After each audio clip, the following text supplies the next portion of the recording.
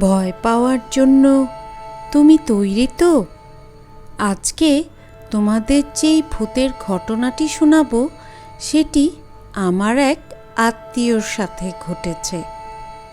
ঘটনাটি শুরু করার আগে যারা আমার হরর স্টোরি বাই আফরিন চ্যানেলটি এখনও সাবস্ক্রাইব করোনি, চটজলদি করে ফেলো, কারণ আমার এই চ্যানেলে আরও অনেক সত্যিকারের ভূতের ঘটনা আছে। আজকে যেই ঘটনাটি তোমাদের বলবো সেটির নাম হচ্ছে ছাদে সে কে। তাহলে চলো শুরু করা যাক। লাকির সবে কেবল বিয়ে হয়েছে। শ্বশুরবাড়িতে এই তার প্রথম আসা। শ্বশুরবাড়িটি তার খুব পছন্দ হয়েছে। তার শ্বশুরবাড়ির লোকজনও বেজায় ভালো। লাকির সবচেয়ে বেশি পছন্দ হয়েছে তার দোতলার ছাদটি। ছাদের পাশে ছোট্ট করে একটি জায়গা করা আছে যেখানে কিনা বিকেলবেলা বসা যায়। লাকি তার শ্বশুরবাড়িতে দেখেছে তারা সবাই কাপড় নাড়ে ছাদে। সকালে তাদের কাপড় চোপড় ধোয়া শেষ হলে সেটি তাদের লোক ছাদেই নেড়ে আসে। বাড়ির বউদের কাজ শুধু সেটি নিয়ে আসা। লাকি এই কাজটি আনন্দের সাথেই করে, কারণ ছাদটি যে তার বড় প্রিয়। এরকম করে বেশ কয়েকদিন চলে যায়। দিনটি ছিল বর্ষাকাল। ঝুম বৃষ্টি। লাকির শাশুড়ি তাকে বলল, বউ, চটজলদি ছাদের কাপড়গুলো নিয়ে আসো, এই বুঝি বৃষ্টি নামবে।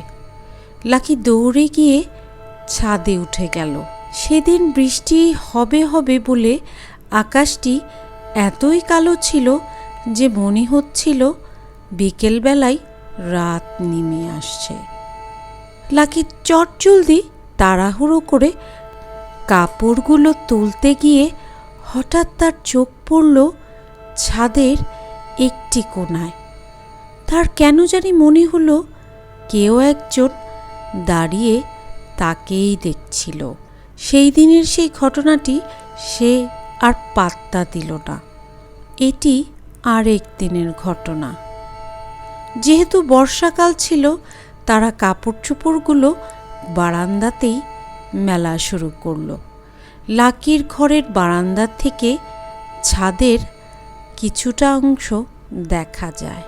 একদিন বিকেলবেলা তুমুল ঝড় হচ্ছে। গাছপালা মনে হয় এখনই ভেঙে পড়বে। লাকি দৌড়ে গিয়ে তার জানালা বন্ধ করতে গেল। ঠিক তখনই তার চোখ পড়ল সেই ছাদের এক পাশে। যেই দৃশ্যটি সে দেখল তার সারা গায়ে শিউরে উঠল। সে দেখল লম্বা কালো করে কেউ একজন দাঁড়িয়ে আছে। চোখ দুটো টকটকে লাল। এত দূর থেকেও সে বুঝতে পারছিল লোকটি আর যাই হোক মানুষ নয়। এই কথাটি সে কাউকেই বলতে পারল না। ধীরে ধীরে লাকি অসুস্থ হয়ে পড়ল। তার শ্বশুরবাড়ির লোকও বুঝতে পারল না আসলে কি হয়েছে। অনেক দিন অসুখে ভুগে লাকি একদিন অজানার পথে পাড়ি দিল। আজ এই পর্যন্তই। আশা করি এই সত্যিকারের ভূতের ঘটনাটি তোমাদের ভালো লেগেছে। আরও ঘটনা শোনার জন্যে আমার চ্যানেলটিতে চোখ রেখো। আবার দেখা হবে নতুন কোনো ঘটনা নিয়ে। সেই পর্যন্ত বাই বাই।